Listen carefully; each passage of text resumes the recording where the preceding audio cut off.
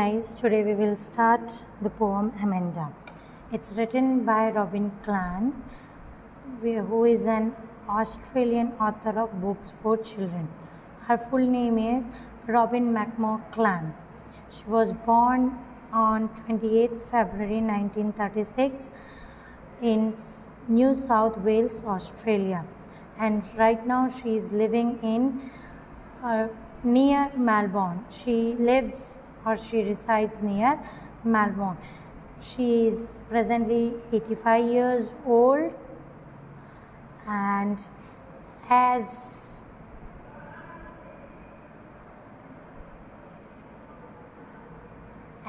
Stephanie Nittell observed in Books for Keeps, Clan is a marvelous gusty writer who relishes the drama of everyday life. Now let me introduce you with the poem. This poem is about a little girl named Amanda who was constantly pointed out by her mother for making mistakes. Robin Clan has beautifully expressed the girl's feeling in the poem about how she is controlled and instructed by her mother for small things. The poem conveys an important message that children should never be deprived of their freedom. They should not feel that for every small thing they do, their parents constantly nag them. It is the responsibility of the parents to bring up their children in such a way that they understand their viewpoint instead of getting frustrated. Children should not feel that an orphan has more freedom than them. The poem mainly focuses on the upbringing of a small child. It focuses on the struggles which a child is facing. Poet Clan makes the important point that the children should never be deprived of their freedom, no matter what the cost is. But it's good for the parents who think that they are responsible for the upbringing of their child, but that should not make the children feel imprisoned. Here Amanda is ready to be acceptable by society, and this training wants her freedom to be cut short. Her imagination is not given sufficient space, and therefore it is making her annoyed. This annoyance is making her desire even to become an orphan. This continuous annoying was making her moody too much. Hence, the whole trajectory of this poem is something with which we all are very much familiar. Okay, now let's start the poem. In the first stanza, the poet says that Amanda's mother is pointing out her mistakes and asking her not to bite her nails. Then she tells her not to bend her back and shoulders. Stop slouching. Slouching means bending back and shoulders and sitting like an old person. She's asking her to sit up straight. She scolds her for walking in a lazy manner.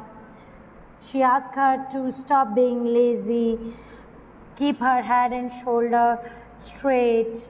By listening to all this, Amanda starts getting frustrated and she starts imagining herself to be in a deep green sea where she imagines how blissful her life would be if she would be a sea god having a fish tail instead of legs. We call it mermaid.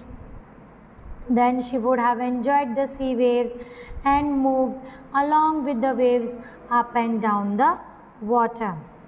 Now in the second stanza, Amanda's mother is inquiring whether she has completed her homework or not. She asks her whether she has cleaned her room or not. She is also reminding her to clean her shoes. At this moment, Amanda visualizes her life as an orphan. She thinks that being an orphan, she can freely roam in the street. She has freedom to peacefully draw designs on the soft dust with her uncovered feet. There is no one to say anything to an orphan, so she can have a silent, peaceful life full of freedom. Here the poet wants to say that she gets so irritated with her mother's continuous nagging that she thinks that she is an orphan. Even though her mother is advising her to clean her shoes so she can live a hygienic and healthy life, Amanda took it in another way, and she wants that she becomes an orphan. She started imagining herself to be an orphan and living a better life than she is living right now. In the next stanza, in the third one, Amanda's mother is not allowing her to eat chocolates. Whenever she eats chocolate, she gets pimple on her face. That's what her mother says. Acne, remember the acne, pimples. Her mother tells her to listen to her when she speaks. She wants Amanda to pay attention to her words and follow them. After listening to the words, Amanda visualizes her or imagines herself to be Rapunzel, who was kept as a captive in the tower. So she visualizes herself in the tower via which she feels so imprisoned by her mother's word that she thought herself as a Rapunzel who was captured in a tower via witch. Here the witch is the mother.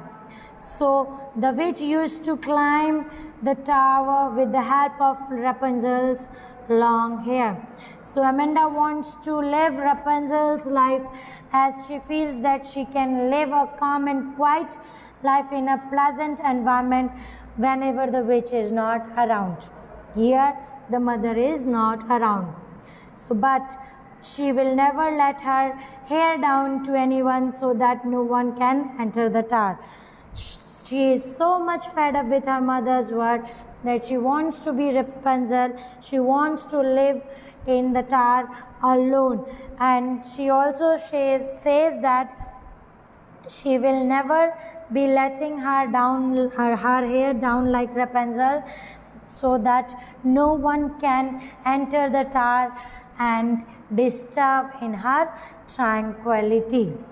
In the last stanza, Amanda's mother warns her to stop behaving in odd manner. Stop sulking at once, Amanda. Stop behaving in this odd manner. She says that she has become very moody and is always in that mood. If anyone would notice this, then they will feel that her mother is harassing her. According to the mother, if anyone looks at Amanda at this point of time, they will think that the mother is harassing her or maybe physically punishing her.